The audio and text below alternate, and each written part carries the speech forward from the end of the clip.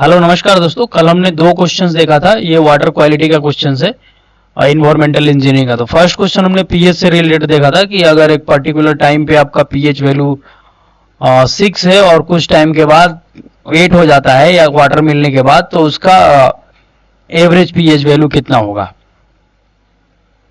मतलब कुछ टाइम के बाद नहीं, मान लीजिए एक पीएच वैल्यू 6 का एक वाटर था, एक 8 का जब मिक्स किया तो मीन क्या होगा, ये बात है लीनियर वेरिएशन के साथ। दूसरा था क्वेश्चन कि आपको ब्लू बेबी सिंड्रोम, मिथेमो ग्लोबिनेमिया, जो ब्लू बेबी सिंड्रोम इसको बोलते हैं, ये किसके वजह से होता है। तो ये नाइट्रेट जब एक्सेस हो जाता है तब होता है। कितने से 45 mg पर लीटर से होता है, जनरली ये चाइल्ड में होता है। और यहाँ पे देखिए जो ऑप्शन ये दे रखा है फ्लूराइड 1 to 5। अच्छा थोड़ा सा यहाँ जानकारी मैं दे दूं, 1 to 5 अगर mg पर लीटर रहता है तो ये डेंटल फ्लोरोसिस, मतलब इस रेंज में है तो ठीक है। नहीं तो क्या होगा कि अगर कम है तो कैविटी होगा, ज्यादा हो जाएगा 1.5 से तो डेंटल फ्लोरोसिस। तो इस रेंज में रहना चाहिए, 1 से और 1.5 के बीच में रहना चाहिए, इससे कम नहीं होना चाहिए, नहीं ज्यादा। हार्डनेस ऑफ वाटर, देखिए आज हम 3rd नंबर क्वेश्चन से सॉल्व करने जा रहे हैं। Hardness of water is caused by the presence of which of the following in the water. तो chloride and sulphate, calcium and magnesium, nitrite and the nitrate and the sodium and potassium. So देखिए यहाँ पे क्या है कि देखिए option आपको select करना है कि जो मोस्ट अप्रोप्रिएट ऑप्शन होता है। तो कैल्शियम एंड मैग्नीशियम होगा इसका, कैल्शियम एंड मैग्नीशियम होगा जो इसका करेक्ट आंसर होगा। Hardness is caused by in the presence of which of the following in water, that is the calcium and the magnesium, option B will be correct. Question number 4, a rapid test to indicate the intensity of pollution in river water is. Rapid test, आपको fast test करना है river water में कि pollution level. तो biochemical demand 5 दिन आपको लगेगा, dissolve oxygen करने में और भी टाइम लगता है, एम्पियन टेस्ट करने में टाइम लगेगा। टोटल डिजोल्व सॉलिड आपका फास्ट हो जाता है फटाक से, तो वो टोटल डिजोल्व सॉलिड आपको करेंगे। तो ये क्या है, rapid test total dissolve solid होता है, ठीक है। और नेक्स्ट क्वेश्चन हम देखते हैं, bacteriological examination of drinking water for Escherichia coliform, that E coliform इसको बोलते हैं, is performed because, ये हम लोग परफॉर्म करते हैं ये वाला टेस्ट, ई कॉली टेस्ट क्यों करते हैं। They are pathogenic causing intestinal disease. The second option, the presence indicate viral contamination of water. C option, they are used as indicator organisms for probable maximum the presence of the pathogens. Option D, they represent unique indicator organism for the sewage pollutant. तो आपको यहाँ पे 4 option दिया गया है, तो option number आपका सी होगा। क्योंकि क्या है कि ई कॉलीफॉर्म जो बैक्टीरिया होता है ये पैथोजेंस नहीं होता है, बट क्या होता है कि अगर ये उसमें वाटर में है तो इसका इंडिकेशन होता है कि आपके इसमें पैथोजेंस है वाटर में। तो ये पैथोजेंस चेक करने के लिए होता है कि पैथोजेंस है या नहीं, उसके लिए हम लोग इसको यूज करते हैं। पैथोजेंस मतलब हानिकारक बैक्टीरिया, पानी में हानिकारक बैक्टीरिया जो आपको प्रॉब्लम पहुंचाएगा पीने के बाद। 2.6 क्वेश्चन क्या है, the temporary hardness of water is caused bye. Temporary hardness की बात हो रही है, dissolve carbon dioxide, bicarbonate and carbonate of calcium magnesium, bicarbonate of sodium potassium, carbonate of calcium and magnesium. तो यहाँ पे जो ऑप्शन नंबर आपका क्या है, ऑप्शन नंबर 2.6 का bicarbonate and the carbonate of calcium magnesium होता है टेम्पररी हार्डनेस। एक परमानेंट हार्डनेस होता है, तो आप फटाक से सर्च कर सकते हैं कि परमानेंट हार्डनेस क्या होता है, क्योंकि इस पे भी क्वेश्चंस आते हैं।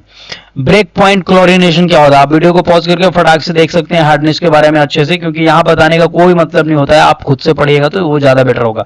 Break point chlorination of water, यहाँ पे मोटा मोटी आइडिया क्या है कि किस टाइप्स के क्वेश्चन पूछे जाते हैं वाटर क्वालिटी से, वो यहाँ पे मोटा मोटी आपको आइडिया एक दिया जा रहा है। बाकी रेस्ट ऑफ द आपको एनालिसिस करना, आपको खुद से पढ़ना, ऐसा नहीं कि मैं बता दूंगा तो आपको आइडिया आ जाएगा, नेवर। आपको खुद से पढ़ना पड़ेगा पॉइंट पॉइंट। जैसे मैं आपको बताया टेम्पररी हार्डनेस, तो मैं आपको यहाँ पे टॉपिक बता दिया कि परमानेंट हार्डनेस पे भी क्वेश्चन आता है, तो आप परमानेंट हार्डनेस के बारे में टोटल पढ़िए, किस टाइप का टेस्ट होता है, ईडीटीए टेस्ट क्या है और ब्लैक टी क्या होता है, हर चीज आप पढ़िएगा तब आपको आइडिया लगेगा अच्छे से। और कैसे ट्रीटमेंट करते हैं एलम, हर चीज, क्योंकि यहाँ पे ज्यादा बताने में क्या होगा कि फिर नंबर ऑफ क्वेश्चंस बहुत कम हो पाएंगे, नंबर ऑफ क्वेश्चंस कम हो पाएंगे तो फिर आपको आइडिया बहुत कम लगेगा कि किस टाइप के क्वेश्चंस पूछे जाते हैं। देखिए ब्रेक पॉइंट कोरिलेशन से नेक्स्ट क्वेश्चन है 2.7, break point chlorination of water involve the addition of chlorine in amount sufficient to react with any ammonia and readily oxidizable organic matter, kill Giardia crest and react with the inorganic matter and reduce the bacteria growth in the filter। तो ये आपके पास चार option यहाँ पे दिया हुआ है। तो क्या होता है ब्रेक पॉइंट क्लोरिनेशन जो हम लोग डालते हैं, मतलब एक ऐसा क्लोरीन, ब्रेक पॉइंट क्लोरिनेशन का अगर मैं फिगर आपको यहाँ पे दिखा दूं तो शायद आपको याद आ जाए, अगर आप भूल गए होंगे तो यहाँ से ऐसे चलता है, यहाँ से ऐसे जाके फिर ऐसे आके फिर ऐसे ब्रेक पे जाता है, फिर ये रेसिडुअल के लिए डालते हैं, ये ब्रेक पॉइंट ये होता है, ठीक है। तो यहाँ पे क्या होता है, ये इनिशियल अमाउंट है, इनिशियल अमाउंट में क्या होता है कि अमोनिया वगैरह react with ammonia and readily oxidisable organic matter, ठीक है। तो oxidisable organic matter and ammonia के साथ जो रिएक्ट करता है वहां तक, मतलब ये ब्रेक पॉइंट क्लोरिनेशन का ब्रेक पॉइंट तक जो अमाउंट डालते हैं क्लोरीन का वो सफिशिएंट होता है इसके लिए, किसके लिए, जो भी अमोनिया होगा उससे रिएक्ट करने के लिए और ऑक्सीडाइजेबल ऑर्गेनिक मैटर होगा उससे। द मोस्ट, अच्छा यहाँ पे क्वेश्चन आप क्या देख सकते हैं कि रेसिडुअल जो रखते हैं वो कितना परसेंट में होता है। जो रेसिडुअल मान लीजिए आप वाटर सप्लाई कर दिए तो बीच में कहीं पे कंटामिनेट आपका वाटर हो गया, तो उसके लिए भी आपको क्या रखना पड़ेगा, रेसिडुअल क्लोरीन रखना पड़ता है, ताकि वो जो भी पैथोजेंस वगैरह होगा उसको भी किल कर देगा। तो उसके लिए क्या करते हैं, तो उसके लिए एक रेसिडुअल रखते हैं। तो रेसिडुअल कितना रखते हैं, 0.3 रखते हैं, 0.2 mg पर लीटर। आप प्लीज देखिए इसको, क्योंकि आपको देखने से ही बेटर कॉन्फिडेंस आएगा। द नेक्स्ट क्वेश्चन क्या है, the most important water quality parameter for the domestic use of water, most important water quality parameter. अच्छा देखिए, कार्बोनेट एंड हार्डनेस ये रहेगा तो काम चल जाएगा, non carbonate hardness, coliform group of organism, अगर बैक्टीरिया वगैरह है ये सबसे खतरनाक हो जाता है, तो ये मोस्ट, इसका ऑप्शन क्या हो जाएगा, C option will be correct हो जाएगा। Presence of fluoride in water greater than permissible level 1.5 mg per litre causes, आपको मैं ऊपर बताया था कार्डियोवैस्कुलर डिजीज होगा, मिथोमोग्लोबिनेमिया होगा, या हेपेटाइटिस होगा, या डेंटल फ्लोरोसिस होगा। तो यहाँ पे ऑप्शन हो जाएगा डेंटल फ्लोरोसिस, ठीक है, ऑप्शन नंबर डी हो जाएगा आपका। 10 क्वेश्चन क्या है, the alkalinity of water can be defined correctly in one of the following veg. Alkalinity का डेफिनेशन यहाँ पे पूछा गया है, it is the measure of ability of water to neutralize oxygen, okay, it is the measure of ability of water to neutralize a carbonate, it is the presence of ion in water that will be neutralize the hydrogen ion, it is the measure of ability of water to neutralize the hydroxide ion। तो देखिए neutralize the hydroxide ion का बात हो रहा है, neutralize the hydroxide ion, तो यहां पे बात कीजिए आप, हाइड्रोक्साइड आयन मान लीजिए ये हो गया hydroxide, hydrogen ion, hydroxide OH होगा, हाइड्रोजन आयन आपका ये हो गया। तो न्यूट्रलाइज करने का बात हो रहा है, न्यूट्रलाइज मतलब उसको क्या कर दो, measure, it is a measure of ability to water neutralize the hydroxide ion, और यहाँ पे it is the presence of ion in water that will neutralise the hydrogen ion. तो यहाँ पे देखिए दो चीजें, अब आपको यहाँ पे ये क्या हो गया, कंफ्यूजन हो जाता है। एल्कलिनिटी का मतलब क्या होता है, बेस, और we mix in water it will neutralise the hydrogen ion. मतलब क्या होता है कि एल्कलिनिटी का मतलब क्या होता है, बेस। थोड़ा सा मैं आपको यहां पर समझा देता हूं। पीएच वैल्यू क्या होता है बेस का, ग्रेटर देन 7, ग्रेटर देन क्या होता है 7।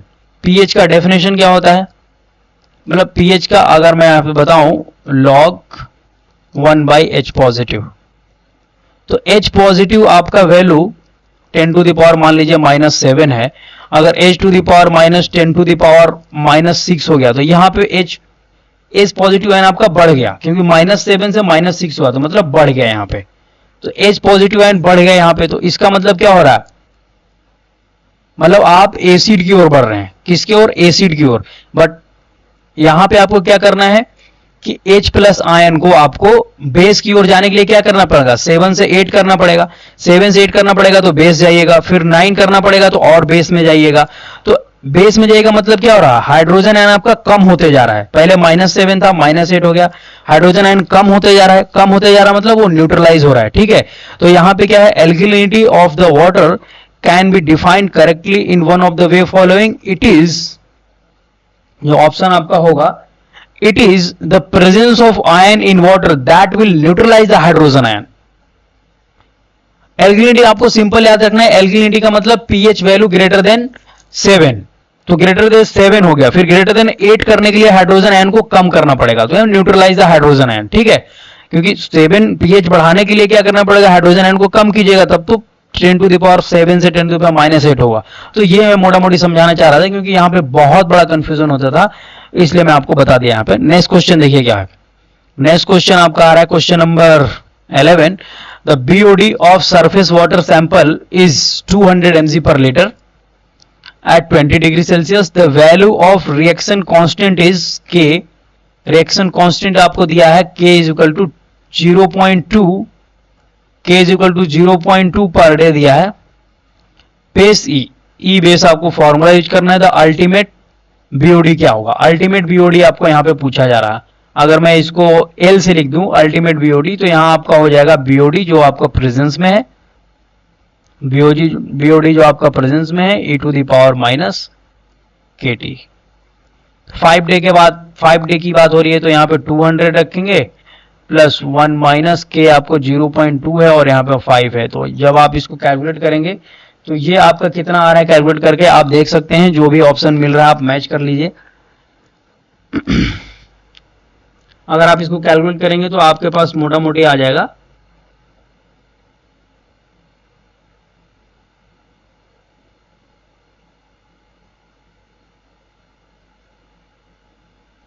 316 आएगा, अगर मैं कैलकुलेट करना चाहूं।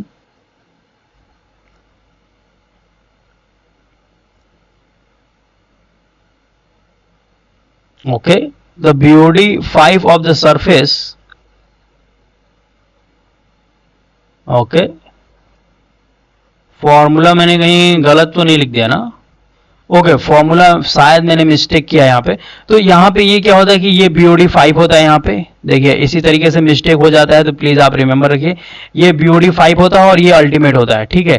तो जब आप अल्टीमेट निकालिएगा ना, अल्टीमेट, तो BOD 5 divide by 1 minus e⁻ kT, जब ये कीजिएगा तो 316 mg पर लीटर आ जाएगा। तो option D will be correct होगा, ये फॉर्मूला नहीं। देखिए ऐसे ही क्या होता है कि कंफ्यूजन हो जाता है क्वेश्चंस वगैरह सॉल्व करते समय, तो प्लीज आप रिमेंबर रखिए, चीजों को याद रखिए। अच्छा, बीओडी एक फॉर्मूला और आता है, बीओडी से एक क्वेश्चन और आता है कि आपको डीओ, इनिशियल डीओ दिया है, फाइनल डीओ दिया है, तो बीओडी आपको 5 निकालना है। इनिशियल डीओ दिया है, फाइनल दिया है, तो initial DO minus final DO and आपका एक फैक्टर यहाँ पे मल्टीप्लाई होता है, ठीक है। फैक्टर मल्टीप्लाई होता है, तो वो फैक्टर कैसे कैलकुलेट करते हैं। अच्छा देखिए, मान लीजिए कभी कभी वो फॉर्मूला भूल गए, फैक्टर कैसे कैलकुलेट करेंगे, तो फैक्टर का आप हमेशा याद रखिएगा कि क्या होगा, वो बड़ी वैल्यू हो, बड़ी मतलब कि आपको वो हमेशा क्या होगा कि ऐसे माइनस मतलब 1 से कम, 1 से ज्यादा ही होगा, या इतना बात याद रखिए, 1 से ज्यादा होगा। तो जैसे आपको क्या दिया है कि 100 ml दिया है आपको वाटर और 10 ml दिया है आपको सैंपल, जो वेस्ट वाटर सैंपल है, तो आप इसको कैसे कैलकुलेट कीजिएगा, 10/100/10 रख दीजिएगा, ये फैक्टर आपका हो गया, ठीक है। कभी कभी लोग फॉर्मूला भूल जाते हैं, तो ये अप्रोच यूज कर लेनी चाहिए। नेक्स्ट आप देखते हैं कि MPN index is measure one of the following. MPN index से क्या आप मेजर करते हैं बताइए, coliform bacteria, BOD 5, dissolve oxygen और हार्डनेस। कॉलीफॉर्म बैक्टीरिया को यहाँ पे मेजर किया जाता है एम्पियन टेस्ट से। Microbial quality of treated piped water supply is monitored by. So microbial quality की बात हो रही है, माइक्रोबियल क्वालिटी किससे करेंगे, microscope examination, plate count of the heterotrophic bacteria और कॉलीफॉर्म एम्पियन टेस्ट और आइडेंटिफिकेशन ऑफ ऑल पैथोजेंस। सो यहाँ पे एक आपको microbial quality of treated pipe water supply, यहाँ पे देखिए पाइप वाटर सप्लाई, टर्मिनोलॉजी का भी बहुत बड़ा यहाँ पे क्या होता है, महत्व होता है। तो क्या है, कॉलीफॉर्म एम्पियन टेस्ट होगा इसके लिए। क्वेश्चन नंबर 14 देखते हैं, excessive fluoride in drinking water cause the. अब देखिए इस एक्सेसिंग अभी आप ऊपर भी देख नेक्स्ट जो पहले क्वेश्चन आया था 1.5 से जो ज्यादा था, तो वहां पे भी आप देखे थे कि क्या प्रॉब्लम हो रहा था, टीथ से रिलेटेड प्रॉब्लम हो रहा था, ठीक है।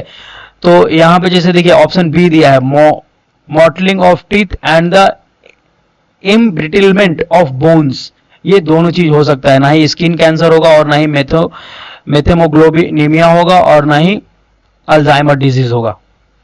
क्या होगा आपको, मॉल्टिंग ऑफ टीथ। तो फ्लोराइड जो भी है रिलेटेड है वो टीथ से रिलेटेड होता है और बोन से भी देखिए रिलेटेड होता है, यहाँ पे दिखा दिया आपको। तो remember please, temporary hardness in water is caused by the presence of bicarbonate of calcium, magnesium, sulphate, chloride और नाइट्रेट। तो this is bicarbonate of the calcium and magnesium. ये क्वेश्चन कई बार पूछा जा चुका है, इसलिए ये हॉट क्वेश्चन हो जाता है। जो हार्डनेस है ये हॉट क्वेश्चन हो जाता है वाटर क्वालिटी से, तो प्लीज रिमेंबर रखिए इस क्वेश्चन को।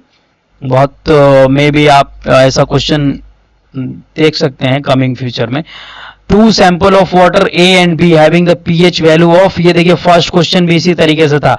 एक सैंपल रखा है एच, एक सैंपल है पीएच 4.4 का और दूसरा सैंपल आपका पीएच है वो है 6.4 का।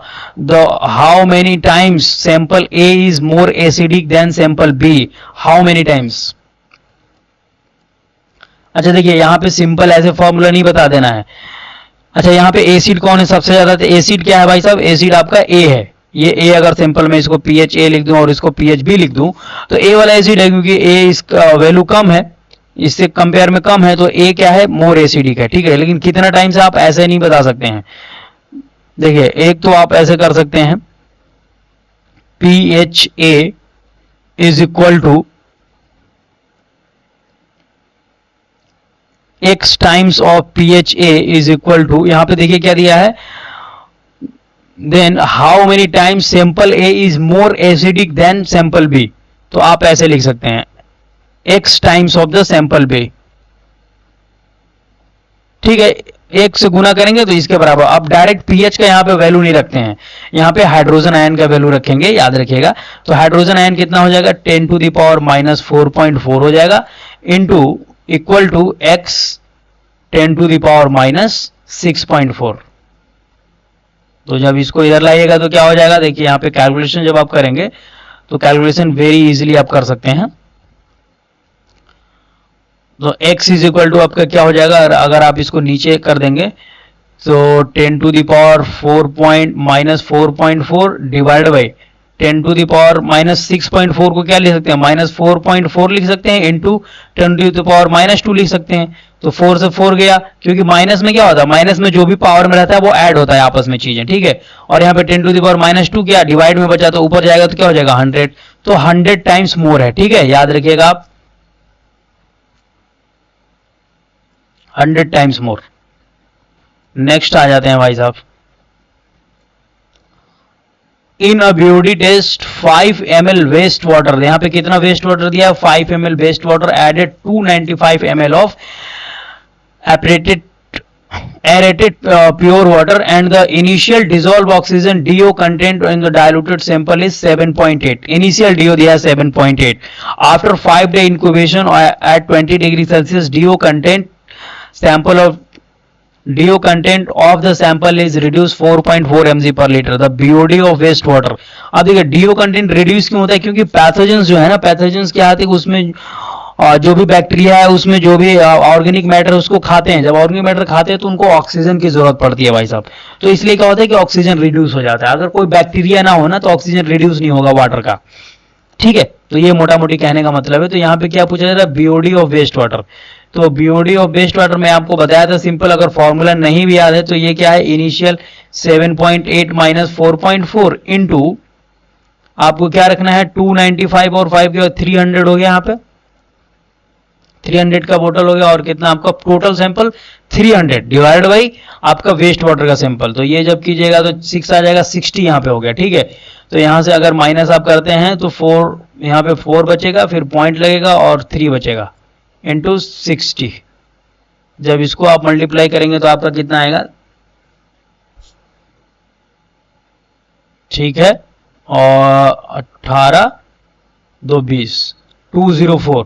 सो ऑप्शन सी करेक्ट होगा, ठीक है।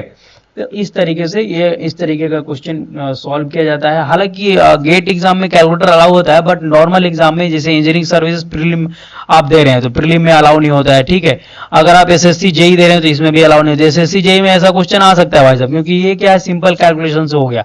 या इस तरीके का जो पहले क्वेश्चन 100 टाइम्स आया था, ये क्वेश्चन आप एक्सपेक्ट कर सकते हैं कि ये भी क्वेश्चन, या एई का एग्जाम जो होता है, एई के एग्जाम में भी ऐसा क्वेश्चन आ सकता है। और गेट के लिए तो है ही है, तो गेट का ही प्रीवियस ईयर क्वेश्चन है। Use of coagulant such as alum, use of coagulant such as alum. अच्छा, कोगुलेंट क्या होता है? कोगुलेंट आपको मैं बता दूं, जैसे सिंपल भाषा में, मान लीजिए आपने पानी फिल्टर कर लिया, पानी फिल्टर कर लिया, लेकिन फिर भी कुछ उसमें जो ट्रेसेस हैं, जो भी गंदगी है, वो थोड़ी थोड़ी रह गई। आप एकदम, मैं शुद्ध भाषा में मतलब सिंपल मैं बता रहा हूँ, कुछ कुछ गंदगी रह गई तो क्या, और वो छानने से आपको नहीं जा रही है, ठीक है, वो क्या रही है, वाटर में तैर रही है, तो उसको क्या करते हैं, कोगुलेंट डालते हैं। कोगुलेंट हम जैसे ही डालेंगे, मैं तो एक्सपेरिमेंट इसका किया हूँ फुल फ्लेज में, तो जैसे ही आप कोगुलेंट डालेंगे ना, तो क्या होता है कि जो आप दूर दूर की चीजें हैं वो आपस में आके फ्लॉक बना देती हैं आपस में आके, और इसका क्या होता है, स्पेसिफिक ग्रेविटी और डेंसिटी बढ़ जाता है, तो ये सेटल डाउन हो जाती है बॉटम में, और इसको रिमूव कर लिया जाता है टैंक से, ठीक है।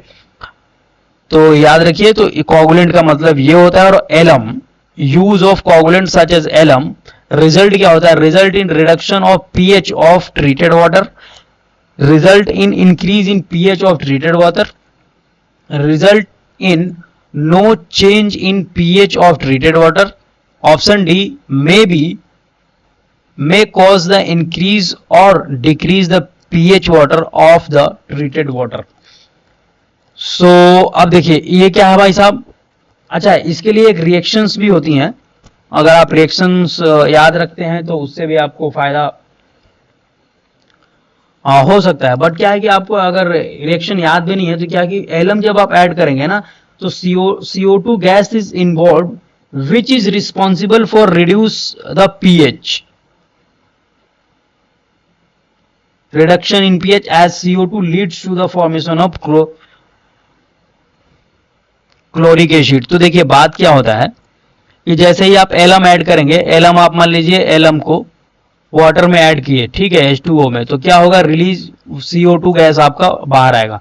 CO2 गैस क्या करता है कि जो pH वैल्यू होता है ना, उसमें क्या करता है, रिड्यूस लाता है, pH वैल्यू में रिड्यूस लाता है, मतलब आपको आपका जो वाटर है उसको अल्कलाइन बना देगा, वाटर को क्या बना देगा, अल्कलाइन।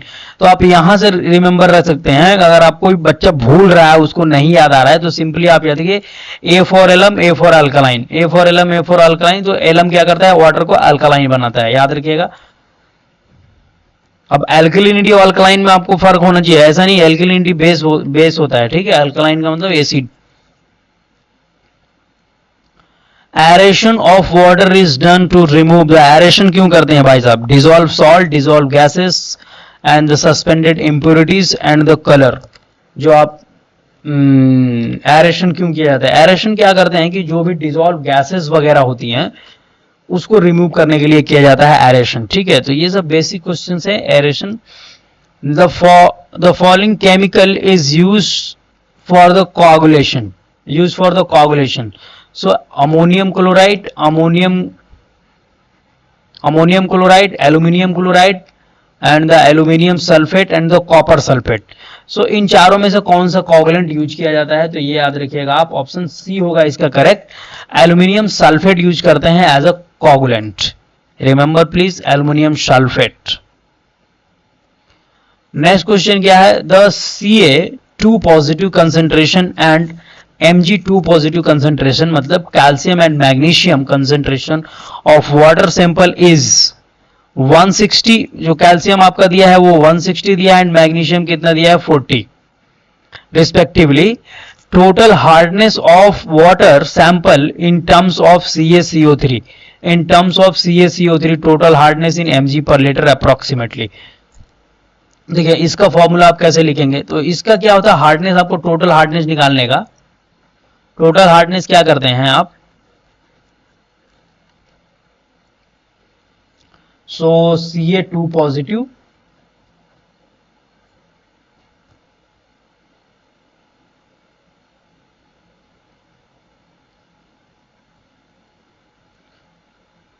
Ca2 पॉजिटिव प्लस 50 और यहाँ पे क्या रखते हैं मैं आपको बता देता हूँ अभी, और ये आपका होगा Mg2 positive plus divide by into ये होल का, इस टोटल का, और यहाँ पे हम 50 में यहाँ पे मल्टीप्लाई कर दे रहा हूँ, ठीक है। यहाँ पे Mg के साइड में 50 मल्टीप्लाई होगा, ठीक है, ये ब्रैकेट। और यहाँ पे क्या रखते हैं, जो Ca2 पॉजिटिव है तो इसका हम मॉलिकुलर और वैलेंस वेट रखते हैं, याद रखिएगा आपको, मॉलिकुलर वेट है और उसको वैलेंसी से डिवाइड करके तब रखते हैं यहाँ पे। तो Ca2 पॉजिटिव का क्या आता है, Ca2 पॉजिटिव का आता है 40 और Mg2 पॉजिटिव का आता है 12, याद रखिएगा। सो अब 50 हम क्यों मल्टीप्लाई किए, क्योंकि 50 हम मल्टीप्लाई किए in terms of CaCO3, in terms of CaCO3 लाने के लिए। सो अब यहाँ पे वैल्यू आप रख सकते हैं, वैल्यू क्या है 160 divide by 40 into 50 plus 40 divide by 12 into 50। सो ये 4 आ गया और ये हो गया 200 प्लस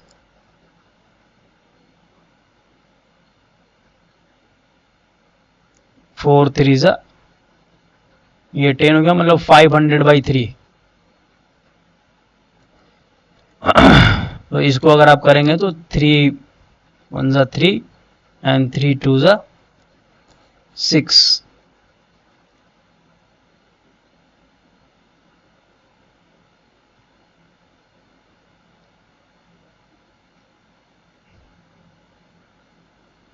एंड 3 6 जा 18, तो आपको 160 मतलब 300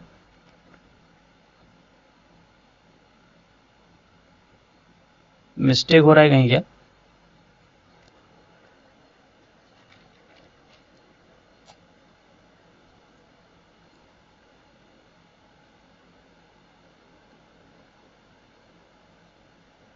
कैलकुलेशन मिस्टेक हो रही है शायद, मैं देख लेता हूं।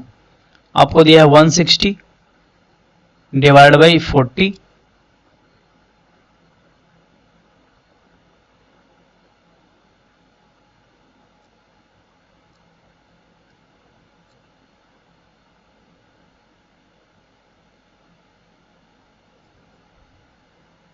यस 40। अच्छा 40 मैं यहाँ पे क्या आपको यहाँ पे क्या पुट करना है, इक्विवेलेंट वेट पुट करना है। तो Ca का क्या हो जाएगा 2 हो जाएगा, ठीक है, इक्विवेलेंट वेट, और ये आपका हो जाएगा यहाँ पे 50 प्लस, फिर यहाँ पे आ जाएगा आपका 40 वैल्यू दिया है Mg2 पॉजिटिव को, और इक्विवेलेंट वेट कितना होगा, यहाँ पे मैं 2 अगर पुट कर दूं यहाँ पे, ठीक है, इक्विवेलेंट हो जाएगा यहाँ पे 24 डिवाइड बाई 2, तो यहाँ पे हो जाएगा 24 डिवाइड बाई 2, क्योंकि इसकी वैलेंसी कितनी है, Mg2 पॉजिटिव की 2 है इंटू 50। हाँ तो अभी आपका आ जाएगा यहाँ पे, तो ये हो जाएगा 80 प्लस, और अगर आप इसको 12 से कर रहे हैं तो 12 से जब करेंगे तो आपका टोटल आ जाएगा 166 आ रहा था, 167 आ रहा था। तो जब यहाँ पे मैं किया था तो 167 आ रहा था।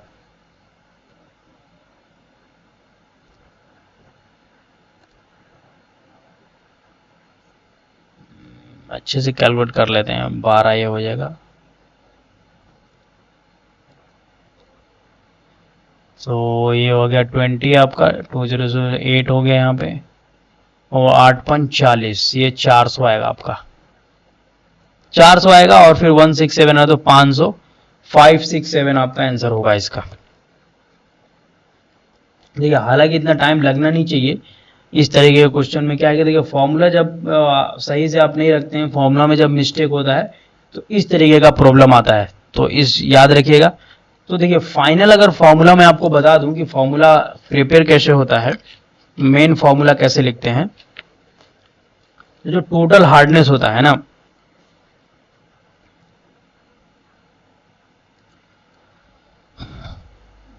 मैं यहाँ पे फॉर्मूला आपको बताना चाह रहा हूँ। टोटल हार्डनेस याद रखिएगा हमेशा, टोटल हार्डनेस जो भी वैल्यू दिया हुआ है, मान लीजिए सी ए आपका 2 पॉजिटिव,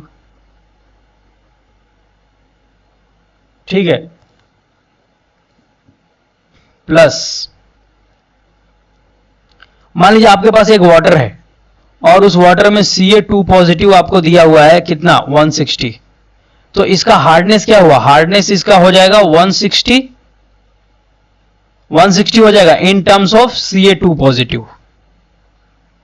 बट आपसे अगर पूछ दिया इसका हार्डनेस बताइए इन टर्म्स ऑफ CaCO3 आपको बताना है, इन टर्म्स ऑफ CaCO3 बताना है, तो क्या कीजिएगा Ca2 positive into equivalent weight of, आप CO3 के बताना है तो इक्विवेलेंट वेट ऑफ CaCO3 ऊपर रहेगा क्योंकि उसके टर्म में लाना है, तो equivalent weight of CaCO3 divided by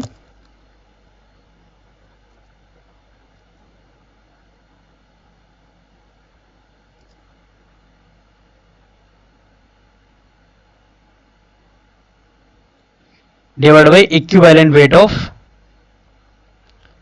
Ca2 positive, ये दोनों होता है।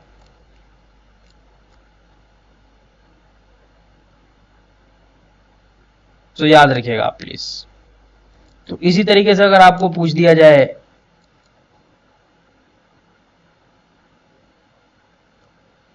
इसका क्या बोलते हैं mg का, तो mg के लिए भी सेम कीजिएगा, mg2 positive into in terms of CaCO3 पूछ रहा है, तो equivalent weight of CaCO3 divide by equivalent weight of mg2 positive.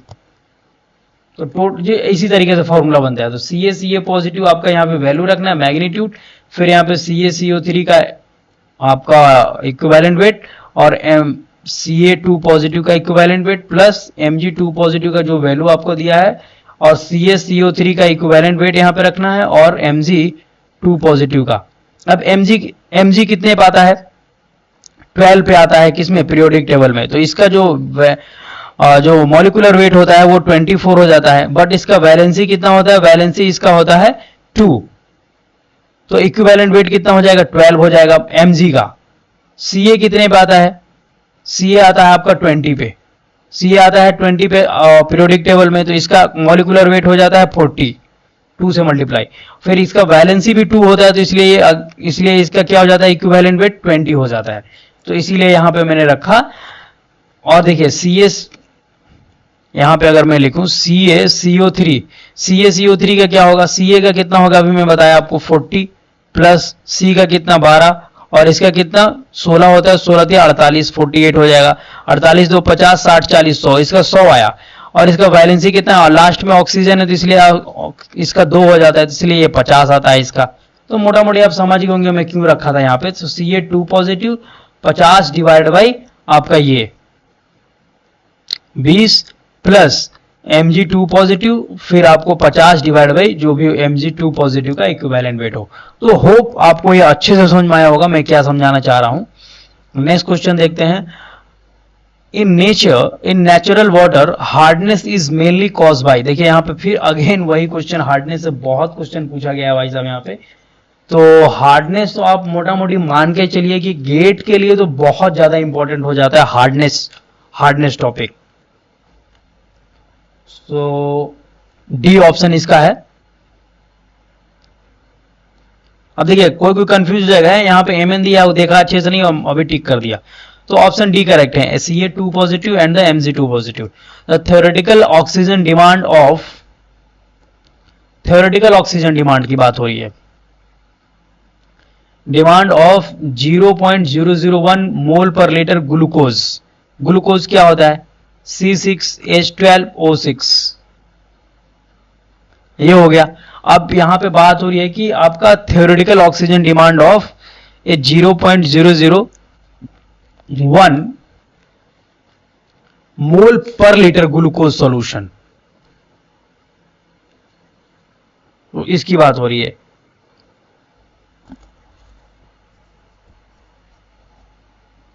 अच्छा देखिए एक मोल जो ग्लूकोज का है, ये मान लीजिए एक मोल ग्लूकोज का जो है, एक मोल ग्लूकोज के लिए कितना ऑक्सीजन चाहिए?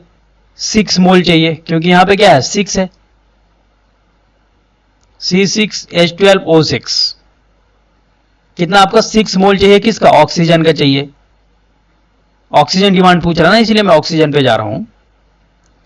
तो आप देखिए 0.001 के लिए कितना चाहिए? 6 डिवाइड बाई 1 इंटू 0.001,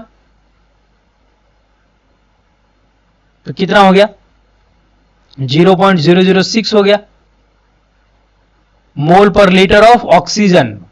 मोल पर लीटर ऑफ किसका? O2 का, ऑक्सीजन का। तो यहां पे बोल रहा है now number of mole. Number of mole कैसे निकालेंगे?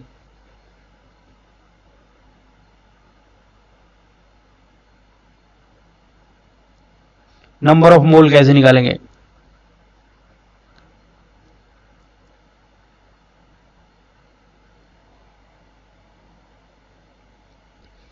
तो ऑक्सीजन का जो होता है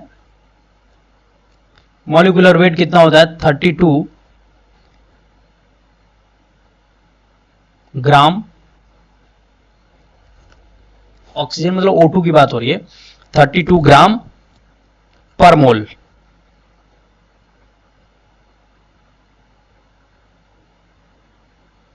ग्राम पर मोल। तो आपको यहां पे कितना आ गया भाई साहब? नंबर ऑफ मोल निकालने के लिए आपको क्या करना पड़ेगा?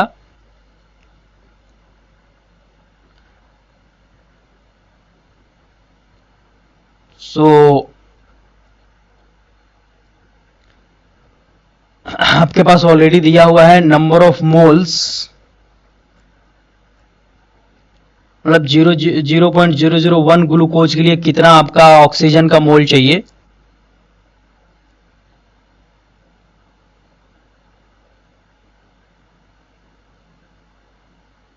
सो इन टर्म्स ऑफ अगर आपको थ्योरेटिकल ऑक्सीजन डिमांड निकालना है, मतलब mg पर लीटर, तो वो कैसे निकालिएगा? तो सीधे 0.006 इंटू 32, यह जब कैलकुलेट आप कीजिएगा तो आ जाएगा 0.192। अच्छा 32 क्या होता है? ग्राम पर मोल होता है, 192। और यहां पे आप mg में जब कीजिएगा तो इसको आ जाएगा 192 mg पर लीटर। ये तो मोटा मोटी बात हो गया कैलकुलेशन से भाई साहब। लेकिन यहां पे आपको क्या है, ऑक्सीजन डिमांड चाहिए था ना, तो आप ऐसे फॉर्मूले से भी कर सकते हैं फटाक से कि एक ग्लूकोज के लिए कितना आपको 6O होता है, तो भाई आपको कितना चाहिए? 6O2 चाहिए एक ऑक्सीजन के लिए। तो 0.001 ग्लूकोज के लिए कितना चाहिए? 0.001 के लिए आपको कितना चाहिए? यहां पे मोल पर लीटर में दिया है ना, तो किसी न किसी चीज को मोल से आपको क्या करना पड़ेगा? मोल से डिवाइड करना पड़ेगा। भाई यहां से आप अगर मोल हटाना चाहते हैं, ये मान लीजिए मोल हटाना चाहते हैं और यहां पे क्या लाना चाहते हैं? आप mg लाना चाहते हैं, तो आपको इसको क्या करना पड़ेगा? इसको अगर आप डिवाइड यहां पे कर लें, मोल, मैं जस्ट लॉजिक से बता रहा हूं आपको, फॉर्मूला कुछ भूल गए हैं तब। यहां पे क्या हो जाएगा? मोल पर ग्राम हो जाएगा, ठीक है। मोल पर जब ग्राम हो जाएगा तो उसको बाद में mg में कन्वर्ट कर सकते हैं, तो कैंसिल हो जाएगा ये। और मोल पर ग्राम कब होता है?